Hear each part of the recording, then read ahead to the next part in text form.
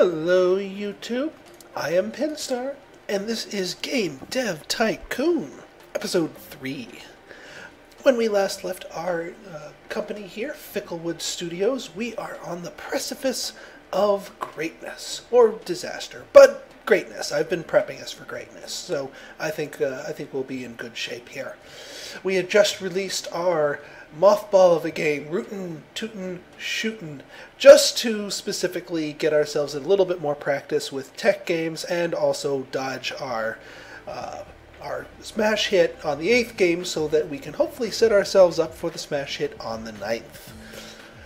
We are also in the process of researching time travel. The genre, not actual time travel. That would be neat though. I wonder if there's a mod that does that.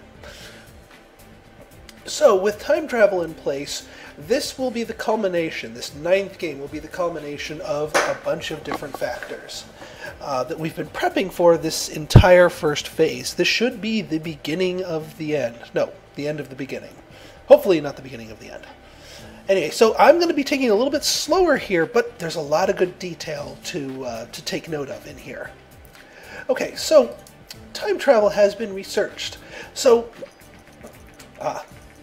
now that we are in the process of, or getting ready to do our smash hit, we need to take a very close look at the genre of our intended smash hit and also the consoles that we have available. So time travel is going to be our genre of choice, and we need to make it a design game because our last two games have been tech and our experience points balance is skewed away from design. So in order to hit level 3 and everything, this needs to be a design game. Now, in my previous video, I had been touting that we were going to make this an RPG because it does work well with RPGs. But there's another genre that works well that's also a design game, and that is adventure. Adventure time travel works extremely well as well. So what's the difference? What are we going to pick? Well, let's take a look at our platforms here. Now, RPG is not so good on the PC, but adventure games are good, but not so good with the market share. Whereas the TES here, the TES has a much better market share, and it does RPGs okay. See, here's the problem, and I have to apologize. I led you astray a little bit in the first video. Remember back when we were making our very first game engine, the Pinstar Power Engine, and I told you that we didn't need any of those extras like save game and linear storyline? I may have led you a little bit astray there, because generally speaking, if you the TES and the Vina the Master V that's going to be released shortly here, they actually have kind of some minor penalties for just about everything, and that's sort of to counterbalance the fact that they have a dominant market share at this stage of the game. So in order to make a smash hit for them, you need a couple of those extra engine options to turn on. The turning on basic sounds is not going to be enough. But by failing to do that, we don't have that option to go on the TES or the Master V. So we're going to do the next best thing and go with the G64. The G64 has traits that are almost identical to the PC in terms of what's good on it. Now, since we have our choice between RPGs and adventures, and the G64 has similar benefits for it, we can make an adventure game. So let's do that. So we're going to do a G64 time travel adventure, not RPG, with the final use of our Pinstar Power Engine. And what are we going to call this little gem? How about Professor What? Yes, completely original idea. Professor What travels the galaxy in time and space in a giant blue porta potty called the Turtis. Be a great idea. Glad I had it. Okay, Professor What? 2D graphics version 2. And let's get started. Alright, and once again we are, for the last time, obeying strictly the flip-flopping slider rules. Once we get into Phase 2, we will be more flexible with our sliders here in terms of placing them the way the genre really wants them, rather than flip-flopping them just to keep experience points balanced, because Once we get into phase 2, I mean, experience point gain is going to be useful. It's definitely something to be interested in, but you don't need to be quite as obsessed about it as I am in the first stage. All right, you are a little bit behind on your bubbles here, so fingers crossed that you don't generate too many more bugs. Oh, I hope you get a couple more extras in there during the post-op here. 20 and 8. I'm willing to let this cook for another minute or two. There we go. Any more? Yeah? You know what? I think we can call it there. That should be enough for it. And now look at this. Ding, ding, ding, ding, ding, ding, ding. Price is Right time again. Everything, including myself, everything is at level 3. Isn't that a thing of beauty? We hit these two level 3 in our last one, but everything else, level 3. And why are we so excited about level 3? Look at all these toys we get to play with. All of these options can be built into our next engine. So we can really go to town on our next engine, and that's a very powerful thing to do. So now all we need to do is wait to see the sales figures. Oh, the other thing I wanted to note is, and this is the other reason why it's good to wait for the 9th game for your smash hit, is if you were going with something else, you could like the TES, you would have access to the audience research, and you'd be able to gear your game for young audiences. Now, you might be asking, well, why didn't you gear yourself for mature for the G64, since the PC and G64 like mature games better? The reason I didn't is that time travel doesn't like having mature games made out of it, but it does like everyone flavored games. So I figured that'd be the best of both worlds here. All right, enough babbling. Did we get our hit? A 9 is good. As soon as you see a 10, that's your smash hit. They do not hand out 10s unless you've hit your smash hit. Perfect. 9, 10, 10, 10. Good enough. And here, remember at the very beginning I said you could really screw yourself with the smash hit? The reason is if I had made this game and I had put in those other 2 engine parts and I had turned them on, I would have generated so many bubbles that hitting that score with my next game in the beginning of the next phase, it would take me a couple of games to reach that level, and it would make me start to struggle as soon as I hit the second phase, and that can usually send your company into a financial death spiral, because you really you get a windfall of cash from that, but yeah, it's not a good thing to be struggling with. All right, so boom, we are rank number 1. That's what we care about. And yes, as soon as you get the offer to go to the new office, there's no reason not to. So we are out of here. We are done with phase 1. Okay, so while we are waiting for the cash to roll in from Professor What, our first order of business, number 1 thing, is to train in staff management. Do that before anything else.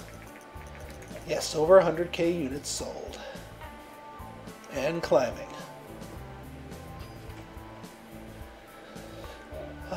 Yes, and that is also the very last of the small games we're ever going to make. At this point in time, all future games are going to be medium or larger. And this is the final event from basically confirming that, in case there was any doubt in your mind, that this is indeed our smash hit. A storm of good reviews and excited customers. It has really made gaming history with Professor What. And yes, the Master V. I would have actually wanted to release this for the Master V because it actually does well with everyone games. And if I had gotten, say, linear storylines, I would have turned just that on, and that would have been enough to combat the natural inborn penalty from the Master V, and probably given me a little bit more in the way of sales. But, you know, it's not the end of the world. I probably missed out on maybe 300k of sales. Which is not going to be the difference between bankruptcy and flourishing, hopefully. But learn from my mistakes. when you build it, maybe build those two options in place just to be on the safe side, but resist the urge to turn them on if you're building for something that doesn't need them. Okay, finishing training. So my next thing is to build my team, and this is really important. Really, really, really important. The way I like to do my next phase is with only 2 employees. So myself and 2 employees, and that is exactly enough to make medium games. You have no wasted labor, but no overworked people either if you do it right. And I'll show you how to do it right. Now, as previously stated, I am going to be building a tech-focused company. Now, and also as previously stated, because if you did a 50-50 split down the middle, it leans towards design, we need to lean the other direction towards tech. So our first employee here is going to be complex algorithms. Now the 3 here, complex algorithm means you're looking for tech-heavy employees, game demo means you're looking for balanced employees, and showreel means you're looking for design-heavy employees. Now, I'm setting a budget here of exactly 80K, and the reason why you want to do that is 80K, when you start looking, is going to give you a pool of 3 candidates, randomly generated. If you had set it less than 80K, it would only give you 2 to pick from. And in order to get more than 3 people, I think it has to be, you have to set it to like 400,000 or something like that. It's crazy. So 80,000 is really the only way to go. Now, what are we looking for here in our employees? Well, there's a couple of different things we're looking at. We need the level. The level dictates generally the total number of design plus technology points, whereas what flavor of staff they are dictates what the balance is like. They also come with a speed stat and a research stat. And let me survey here. Okay, and okay. So what we really want here, what we are looking for, is we want research to be as high as possible. And I think the max is 300, but anything over 200 is good to go. So if you can get someone with over 200 research, good. Speed, you actually don't want speed too high, and you don't want it too low. So 191 speed right here is pretty good. Now, in terms of the levels, these guys are all level 2. But you can also get level 1s, but you can also get level 3s, rarely. I like level 2s.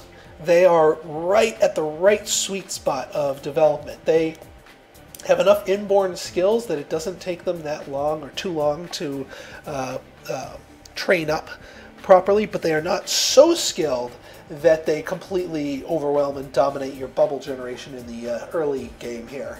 So Ethan Rodriguez is perfect. He meets our criteria, and the salary, yeah, there might be, an extra K or 2 per month. It's negligible, really. You really want the good balance of stats. So we're going to go for Ethan. Boom. And we're immediately going to be looking for another person. Now this person, again, since we are leaning towards that, we're going to make them a game demo, because we want a little design ability on our team, but we don't want to go all the way to showreel, because then that would be a 50-50 split, and that would make our games lean towards design. So game demo is the way to do it. Now you'll notice here the efficiency drops every time you hire someone, which is why we are hiring both people at the same time, so that we can basically consolidate the downsides of hiring people into one flat period. Okay, so level 1, don't want a level 1, not enough skills. Level 2, not enough research. Level 1, no. Okay. And you know what? You're not always going to get a winner. You're only given 3 randomly generated people here. So don't be afraid to click that X and try again. The other reason why 80K is a good number is it's not going to destroy your bank here. Now, while we were waiting for these people to be hired, there was one other place where I slightly led you astray, and that was with the game reports. So here you'll see all of our past games. Not quite all of our past game. the last game that we can do a report on is Who Done Did Dood It, which is our fourth game. Now, if you recall, we did one report very early in the game, but whatever happened to those first two games? Well, whenever you generate a new game engine, all ungenerated reports vanish. They're gone. You lost that opportunity. So, what you're going to want to do is before you generate a game report, you're going to want to before you build a new engine, you're going to want to generate any outstanding game reports. The other thing I found with some testing is even though his efficiency bar is low, it's not going to negatively impact the research bubbles gained from doing a game report. It seems to be static.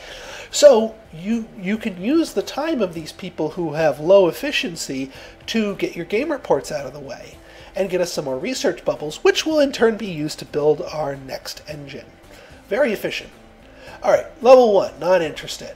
Level 2, bad research, not interested. Level 2, ooh, very good research, decent speed, healthy balance, and he's actually quite cheap. So, yes, Adam Day, I would like to hire you. Okay, perfect. Now that once you hire both people, then you can do the staff welcome training for them both. Don't do that until after you've hired both people. That'll help get their efficiency bar growing back again. Yep, and just continue churning out the post-analysis of these. Once these guys finish their staff welcome training, they will, I'm going to have them churning out game reports. They might not have ever worked on these games. Pfft, casual games. We're a tech company. We have no reason to research this. In fact, if you're going tech focus, you specifically don't, because in our next phase, which is the publisher phase, if you don't research this, they won't ask you to make games from them. And really, I really hate casual games from both an in-game perspective, because they're really obnoxious to build, and also from an out-of-game perspective, because, Bejeweled, please. Filthy casuals. Alright. So you are doing game reports. Yes, Govador, that smash hit was going to be the one and only thing we ever build for it. Because, yeah, it is going downhill. Alright, more game reports, more game reports. Overdrawn at the blood bank. You're good. Game reports, good. Rootin', tootin', shootin'. And yeah, all of those research points add up.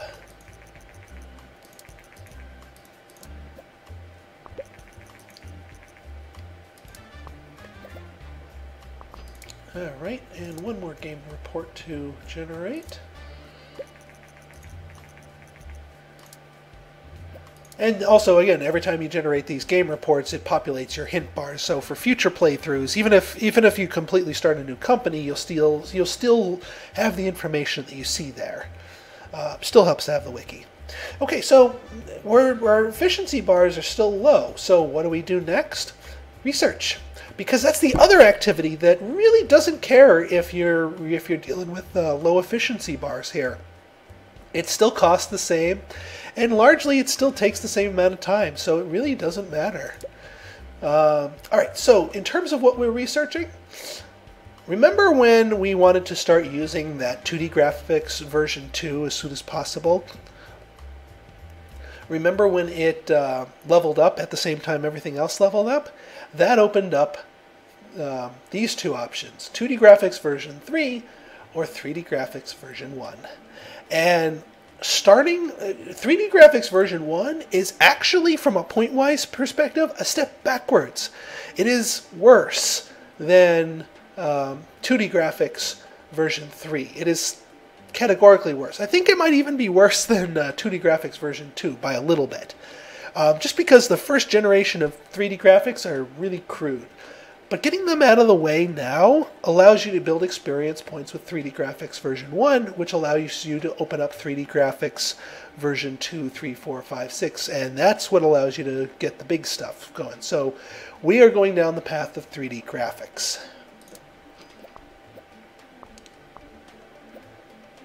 All right. I think this is a logical stopping point. I know we haven't, we only made one game in this episode, but even more essential prep work needs to be done, and be ready for a flurry of activity in our next episode. So if you liked what you saw here, want to see more, please like, subscribe, and comment. I love feedback from you guys, good, bad, and indifferent. You can also follow me on Twitter at Pinstar. So until next time, this is Pinstar. Have a good one.